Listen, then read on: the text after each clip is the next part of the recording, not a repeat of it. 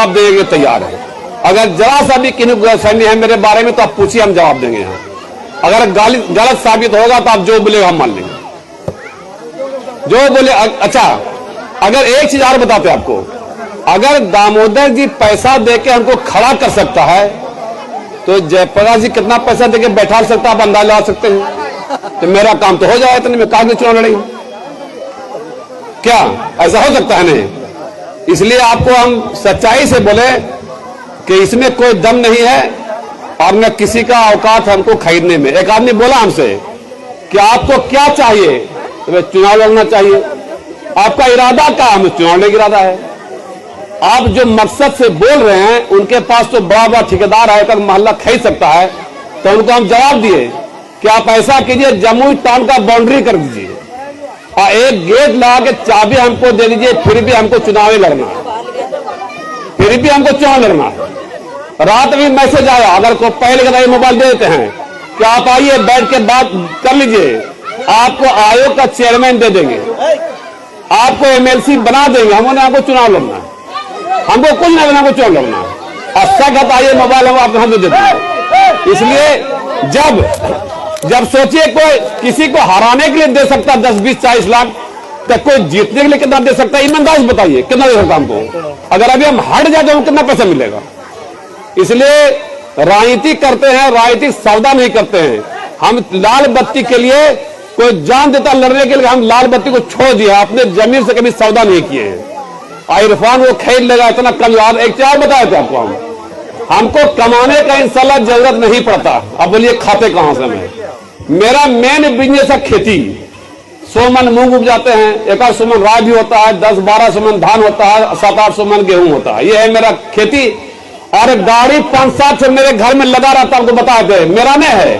कोई भगना है, भतीजा गाड़ी खेल लिया, मामू जा रहे सऊदी, रखिए चढ़िएगा, ये जितना गाड़ी है ना मेरा नहीं है।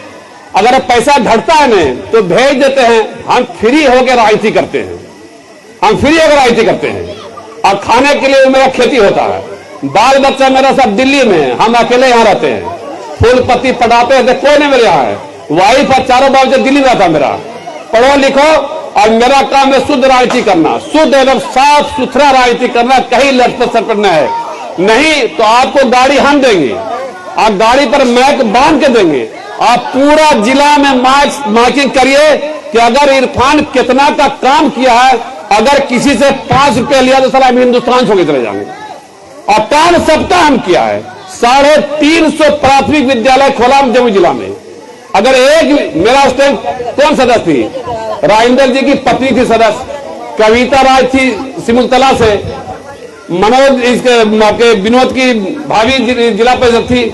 जितना मेरा जिला परिषद था, पूछिए कि हम 20 से कभी 19 हुए थे। अगर फंड आता था ना जिला में तो सबको देते थे 20-20 लाख, हम निकालते थे 19 लाख। ये मैं कहते कि चेयरमैन साहब ज्यादा लिया है। हम 14 सदस्य चेयरमैन बने थे और 20 से कभी 19 में हुए थे। वो है इरफान। जब हम 2001 में मुखिया बने थे तो मेरे 153 पंचायत जमुई जिला में है, उसमें मेरे पंचायत का नाम रखा गया था टैक्स फ्री पंचायत। उसका किसी चीज में टैक्स नहीं लगता था। 2016 में मेरी वाइफ बनी मुखिया। उस टाइम का आप यहां तो हम कर देंगे, अड़सा कहीं छिपा बहुत दूर नहीं है, गाड़ी भी हम सुबह दे देंगे।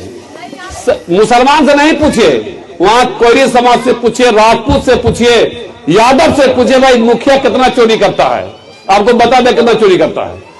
अब बोलिए कि जब अगर हमको पैसा ही कमाना होता तो 2 बार मुखिया का पद पैसा कमाने कम पड़ता है क्या?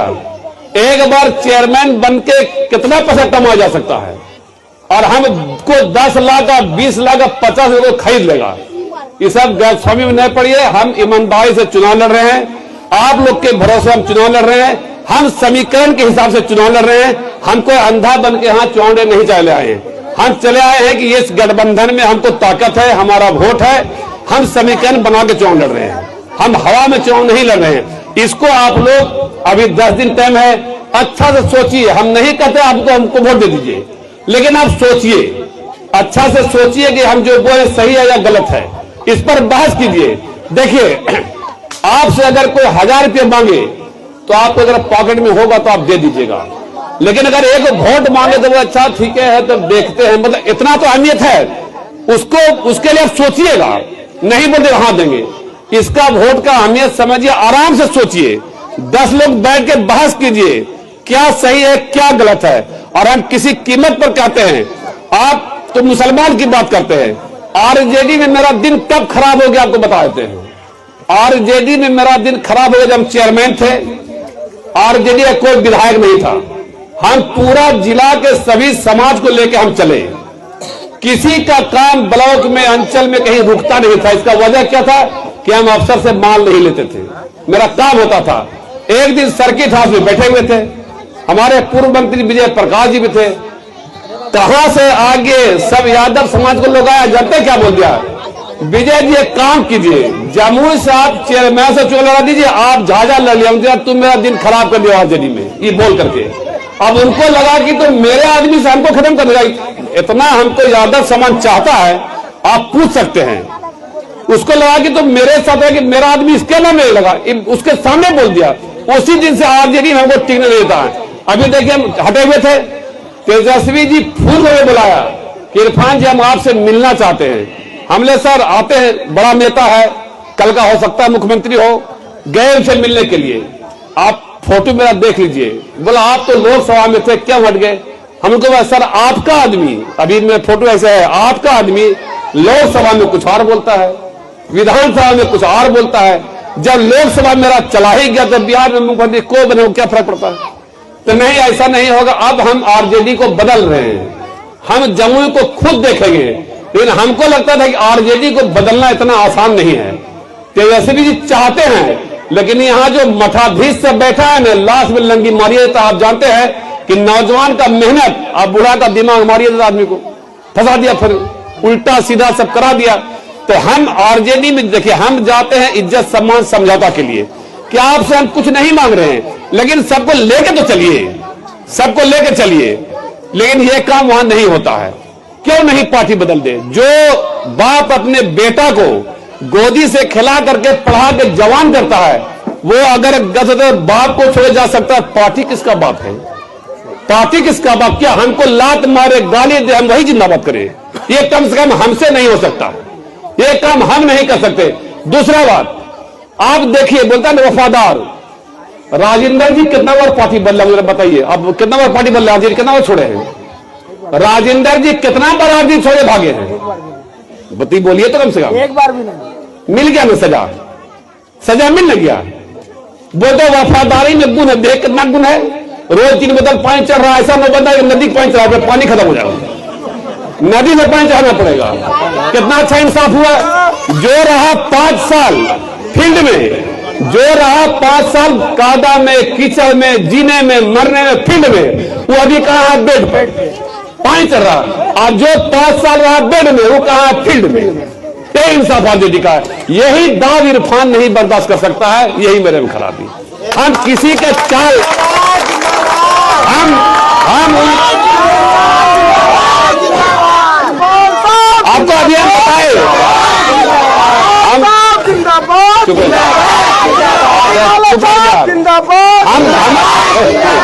हम ईमानदारी करें, घमंड नहीं करते हैं, लेकिन 88, 89, 90, 10, 100, 25 और 10 पे 37 साल का राजनीति का एक्सपीरियंस है। हम तूफान आने से पहले हम रेडी हो जाते हैं कि तूफान आएगा। राजेंद्र जी को बचा हुआ है, राजेंद्र जी होशियार हो जाइए, कुर्बानी आप पहले।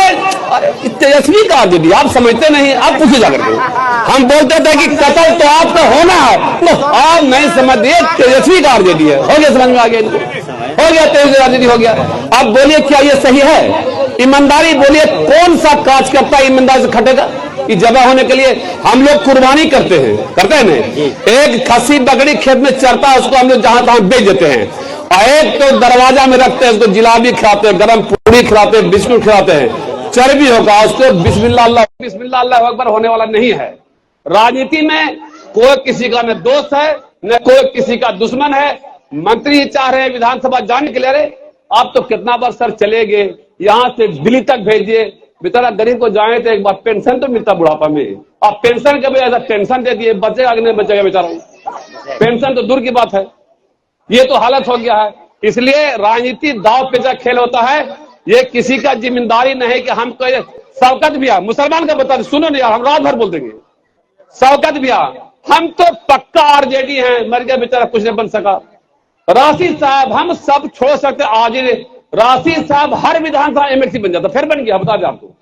इलेक्शन तक के लिए एमएलसी है वो। हम जब चुनाव लड़ने आए 2010 में तो दामोदर जी एमएलसी बना दिए इनको, हमारे खिलाफ घूम के एमएलसी बन गए। अभी फिर एक कान में बोला गया है आपका एमएलसी तय है। हम दुआ करते हैं कि राशिद साहब एमएलसी बन जाए, हम फूल माला देंगे, लेकिन कब तक एमएलसी है? 14 तक, 15 खत्म हो जाएगा। ऐसा एमएलसी 3 बार हम भी बन चुके हैं, इसलिए बोले भाई अब हम नहीं बनेगा, अब चुनाव लड़ेंगे, अब हमको एमएलसी नहीं बनना, तो लड़िए के बनना। और एक चीज आपको बोल देते हैं, ये मेरा दिल का यकीन, देखिए कोई चीज असंभव नहीं है, असंभव कुछ नहीं है। आप सोच सकते हैं कि जब 2 मुस्लिम बोले 2 मुसलमान चेयरमैन, राजनीति का दाव पेश होता है। हम जिला परिषद अध्यक्ष नहीं बनते, उसके बाद एमएलए का चुनाव था, हम भाई आपको वोट देते, एमएलए नहीं बनने देंगे। तो यहां मुसलमान खुशामद की राजनीति करता है, और खुशामद करने से, लड़ने से हक मिलता है, खुशामद करने से भीख मिलता है। आपको कार्यकर्ता का हम हिस्ट्री बताते हैं। 10 केजी मूंग लेगा, उसको दरा लेगा, मंत्री जी सर घरे में हुआ, बेटा को साला खिसाड़ी का दाल नहीं मिल रहा खाने का, मंत्री जी घरे में हुआ है, वैसा काम हमसे नहीं होता। बासमती चावल लेगा 25 केजी, जाके पहुंचा देगा, कहां लाए? जी सर घरे में हुआ था, और घर में सेठी धान हुआ, उसको बासमती हुआ नहीं है। ऐसा ऐसा लोग का राजनीति है। या तो आप ताकत से राजनीति कीजिए, या तो घर बैठिए बिजनेस कीजिए, और राजनीति कीजिए तो बनने के लिए कीजिए।